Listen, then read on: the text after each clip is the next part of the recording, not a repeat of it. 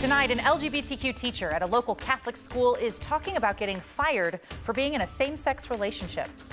When you combine that all together, they know an awful lot of information on us based on our TikTok profile.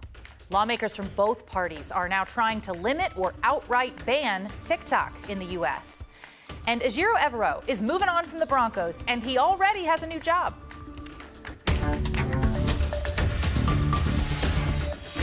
Tonight, we are hearing from a teacher who lost her job because of her personal relationship. Her Catholic school fired her after working there for almost 6 years. The Archdiocese of Denver said she violated her contract because she was in a same-sex relationship. 9 News reporter Kelly Rinke talked to her this afternoon. Yeah, hey, Jenny. Maggie Barden was let go in late January. She believes someone found a photo of her on her partner's social media account showing the two of them kissing, and she says that is what was reported to the Archdiocese. Barden taught technology and media at All Souls Catholic School in Englewood. In a statement, the Archdiocese said someone won't be fired for being attracted to the same sex, but the church said all employees are expected to follow terms in their contract, which include promising to, quote, personally exemplify the characteristics of Catholic living. The church said Barden's relationship violated that contract. In the contract, the line is kind of vague, ambiguous, I guess, just embodying Catholic values. And I take that as, if I reflect on my own life, do I embody those values? Yes, I believe that I do. I don't think that being in a same-sex relationship or someone's sexual orientation hinders your ability to do those things. Barden says she feels like she's lost her second family, but she says she's very appreciative of the love and support people in the All Souls community have shown her. I'll have more from Barden coming up tonight on 9 News at 9 and 10. All right, Kelly, we will look for your story then. Thank you. Let's head outside now for a live look at the Eisenhower-Johnson tunnels. It's been a pretty nice day, a weekend really that's been actually quite nice, Lauren. I'm not sure what traffic was like up there today, and still got skiers, but doesn't seem to be weather related. So. Right. Any traffic was not weather related this weekend. Goodness. We did have a beautiful weekend out there. Now it is coming to a close and Monday scaries are coming in with some flurries. Let's go ahead and take a look at our current conditions though. We're at 35 degrees, mostly sunny skies. Light winds coming in from the northeast at around 3 miles per hour, not really affecting that wind chill out there. But as we take a look at our HD Doppler radar, we do have our next weather maker off to the west. That's going to push its way in starting later tonight in the northern mountain ranges. Now most of this snow is going to stick off to the west. Denver and the rest of the front range could maybe see a few flurries, but we will see that heavier snow in the mountain ranges and then even in portions to the south, southern portions of the I-25 corridor. So I'll have details on all of that plus your full 7-day forecast just ahead. Thank you. Getting TikTok off our phones could be the key to bridging America's political divide. Colorado now has Republicans and Democrats both calling for restrictions on that app. Reporter Cole Sullivan explains why. On our phones, it's one app among many.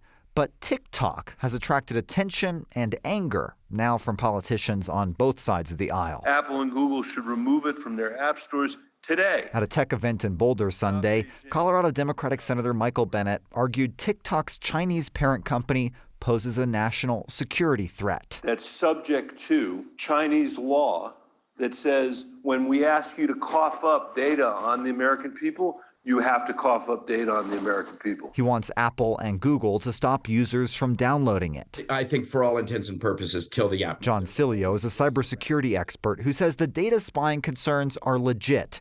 But so are worries the app can show users biased videos that could be friendlier to China's position on Taiwan, for example. In some ways, a scarier prospect is the idea of influence campaigns. TikTok says it's moving to keep all user data in the U.S., and it says it's adding more protections to make sure the data stays here.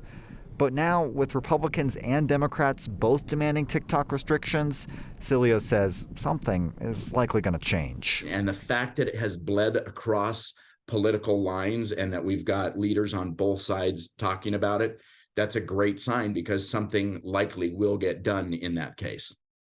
Colorado Republican Congressman Ken Buck sponsored a new bill to ban TikTok on all U.S. devices right now. Congress banned the app from all federal government devices, in part because of his legislation late last year, Jenny. It makes me wonder, even if you ban it, are you really getting rid of it? if there are workarounds, right? There are definitely workarounds, and that's one of the things the cybersecurity expert talked about, where some people will be able to access the app, but banning it means that most won't. Sure.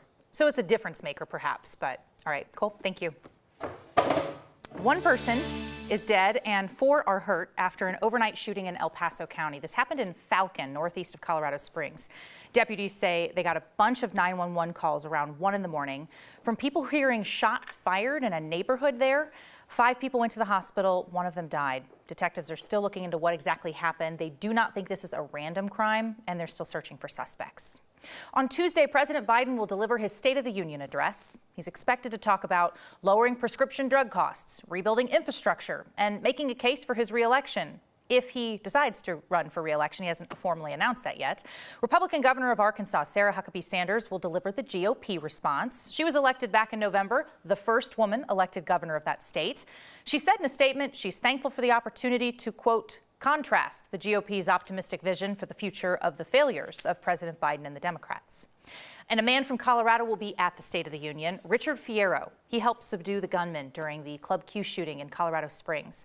He will be coming as a guest of Democratic Congressman from Colorado, Jason Crow. Before that address, Fierro will be part of a virtual discussion talking about gun safety measures. Denver police are now changing how they're going to go about catching drug dealers when it comes to fentanyl. Anusha Roy takes a look at why DPD thinks this program will work and why others are much more skeptical. This is Lieutenant Aaron Rebatrano, 20 years in law enforcement, 15 with Denver Police. My worry is I have a high school age son. My worry is he goes to some social gathering, some party, and somebody comes with one of these pills and, you know, it's the last time you see your loved one. His dedication is personal. Experienced the loss of a loved one to addiction. It affects everybody immediately around that person.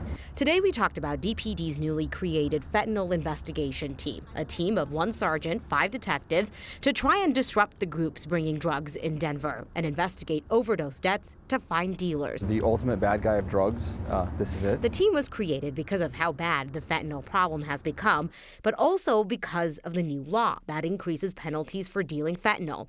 But even those who helped write the law told us before how tricky prosecution can be. You have to show the person who is distributing the pill knew it was fentanyl. So the idea is to become experts in fentanyl investigations through a dedicated team, become familiar with medical examiners, district attorneys, and community partners, and hopefully move faster, since before investigators were split in a lot of directions. But they're also tasked with dealing with neighborhood problems and neighborhood drug dealing. You know, law enforcement in the past, addiction was a crime, and that was really simple.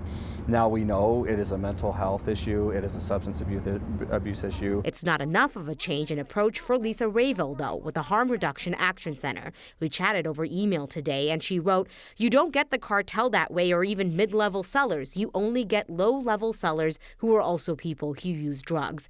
And that prohibition, criminalization, and the drug market brought us fentanyl and will bring us the next synthetic opioid. We're already seeing new drugs off of the East Coast." It's bringing back familiar concerns now that knowingly possessing more than a gram of something with fentanyl is a felony. And Ravel said it's going back to trying to arrest their way out of the problem, which hasn't worked in 5 decades and ultimately takes away from people getting help. You can't arrest your way out of some of these problems. It's obvious, and it's been tried over and over again. It just doesn't work. But removing those people who are dealing is important as well. Anusha Roy reporting. We did ask DPD about the people who could actually benefit from help rather than arrest. What about them? DPD said they aren't looking for people who are addicted or users, that they do approach people with resources, which they say will really be key here.